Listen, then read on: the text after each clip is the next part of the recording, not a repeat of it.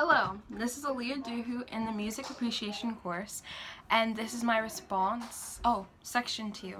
This is my response to the Music Ethos Experience project.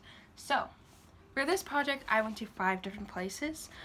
I went to a football field, a football game, a coffee shop, Starbucks, an office building, a fundraiser called Children's Day, and Publix, the grocery store. And in all of these places, I watched to see how people were affected by the music that was around them and how the music made me feel personally if there was no one necessarily in the setting with me. So, to start off the football game, the band was playing. There wasn't any other music besides the band. And the band definitely hyped everyone up. It made them feel it gave them energy. All the songs were peppy songs. They were just made to give energy and I don't know, make people dance and have a good time, kind of to distract the what are they called? The players that are playing on the field, but also for the audience to have a good time. So it was just very energetic and fun, and I could see people around me that were dancing to the music, and as some of the songs had been played after year, they came up with their own dances, so that was cool to see how they interacted with the music that they had been around for a really long time by creating dances and having fun with it. So the next place I went was Starbucks. The music at Starbucks was very chill. It's definitely an academic environment, I feel.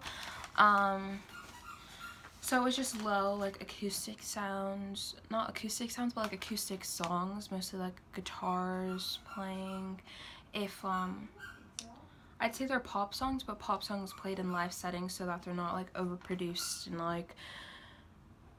kind of a coffee house playlist, if you know what I'm talking about. They're you'll hear songs that you know that are popular, but they're most of the time just played on a guitar and not overproduced with beat drops and bams, you know. So in that setting, the music was definitely just in the background. It wasn't something to be focused on and highlighted that people necessarily reacted to. It was just chill. And I think the same thing applied to Publix. In Publix, music was just background music. It wasn't necessarily a coffee house playlist, but it was definitely just in the background. Pop songs that you hear on the radio. I'd say that I heard the song "Take Me to Church" in both Starbucks and Publix, so there's kind of a similarity there.